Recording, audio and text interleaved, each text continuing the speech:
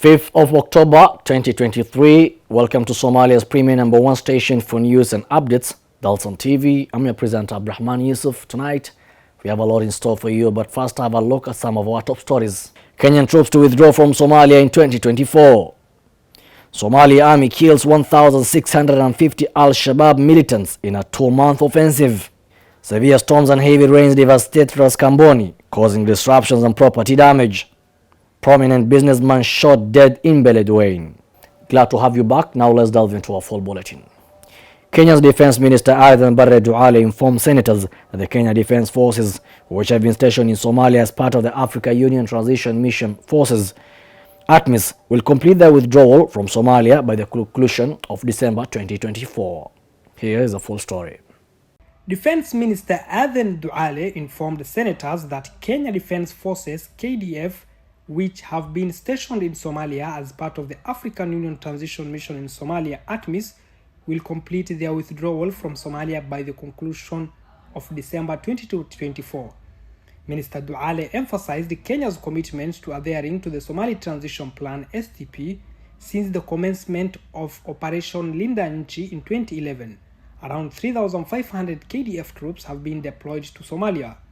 These troops subsequently joined the African Union mission in Somalia, AMISOM, which has now transitioned into ATMIS. The soldiers primarily operate in Jubaland, receiving support from the European Union and other development partners.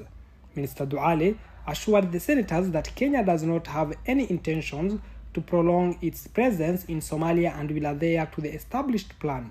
He revealed that 400 soldiers had already left Somalia in June 2023 during the initial phase of withdrawal. Ethiopia and Uganda each withdrew 400 soldiers, while Burundi and Djibouti withdrew 600 and 200 soldiers respectively. However, the second phase of withdrawal, scheduled for September 2023, did not occur due to a request made by Somalia to the United Nations Security Council. Minister Duale explained that Somalia requested a technical pause in the withdrawal process to allow for logistical preparations over the next 3 months. Consequently, 756 soldiers who were supposed to return home last month remained in Somalia. He expressed optimism, stating that Somalia now has a semblance of a stable government, with the Somali National Forces taking the lead into combating terrorism. Minister Duale concluded by assuring the senators that days of Al-Shabaab in Somalia and the region are numbered. The Somali National Army has executed a series of military offensives in Galmudug and Hirshabelle states, resulting in the elimination of 1,650 militants and injury to more than 550 others. The Somali National Army has executed a series of military offensives in Galmudug and Hirshabelle states, resulting in the elimination of 1,650 militants and the injury of over 550 others.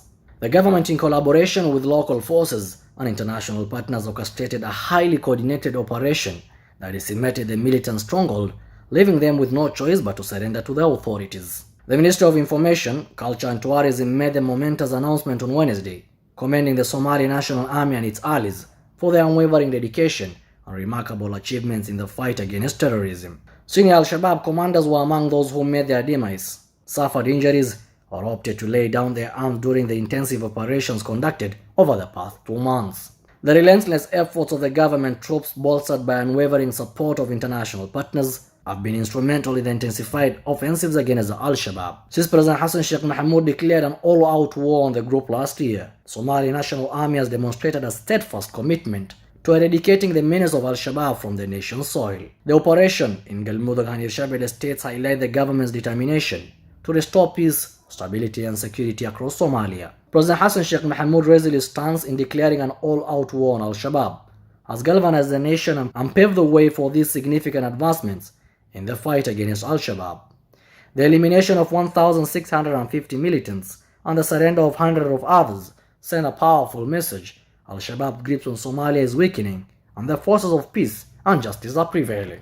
Ras Kamboni Island has experienced a deluge of heavy downpour and fierce storms on Tuesday evening throughout the Wednesday morning. Here's a full story from our reporter, Ahmed. Ras Kamboni Island experienced a deluge of heavy downpours and fierce storms from Tuesday evening through Wednesday morning. The relentless weather conditions led to the suspension of local operations and left a trail of property damage, as confirmed by area administration officials. The recent onslaught of adverse weather on Raskamboni Island aligns with earlier warnings issued by both the federal government and Jubaland authorities. These cautionary advisories had foreseen the arrival of heavy rains and storms, expressing deep concerns regarding their potential destructive impact, particularly in regions situated along the coast and near rivers. The Lower Juba region, characterized by its proximity to the Indian Ocean, is no stranger to the challenges posed by severe weather events. However, the intensity and extent of the recent storms and heavy rains have caught many residents off guard, leaving them grappling with the aftermath. Local operations, including transportation and business activities, came to a grinding halt, as the island was pummeled by torrential rains and powerful winds. The inclement weather severely disrupted the daily lives of the island's inhabitants, causing inconvenience and economic setbacks. Property damage has been reported across various parts of Raskamboni Island. Homes, infrastructure, and public facilities have borne the brunt of the storms, with blown-off roofs, collapsed walls, and roads inundated with floodwaters.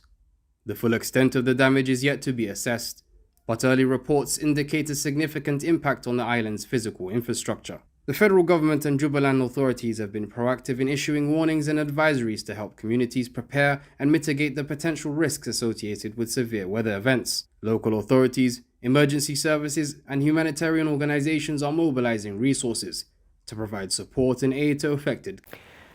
Gunman killed prominent businessman Haji Dahir on Wednesday night in Holwadag neighborhood on Beledweyne town.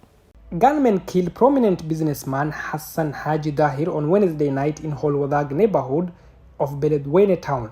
Eyewitnesses reported that the assailants swiftly fled the scene before security forces could arrive, leaving behind a trail of questions and uncertainty. The motive behind this cold-blooded murder is still shrouded in mystery, as no group has come forward to claim responsibility for the heinous act. However, it is no secret that the group Al-Shabaab has a history of carrying out such attacks, targeting both business people and government officials alike. Hassan Haji Dahir, affectionately known as Hassan Nigeria, was a respected figure in the community and had recently been overseeing renovation work at the Warabole Dam, one of the Beledweyne Dam sites. This particular dam plays a vital role in protecting the town from the devastating floods caused by the Shabelle River. The town of Beledweyne, situated in central Somalia, has faced the wrath of nature's fury in recent times. The town of Beledweyne, situated in central Somalia, has faced the wrath of nature's fury in recent times. Catastrophic floods wreaked havoc, displacing nearly 250,000 people as the Shabelle River breached its banks, engulfing the town in turbulent waters. The Somali Disaster Management Agency reported that Beledweyne alone witnessed the displacement of over 245,000 individuals, leaving behind a trail of destruction and despair. Lovely viewers, that devastating story from Beledweyne brings us to the end of our bulletin. That's all we are prepared for you tonight from our desk in Mogadishu. Our lovely viewers, kindly keep tabs for more juicy stories in our subsequent bulletins. Have yourselves a lovely night and blessings galore.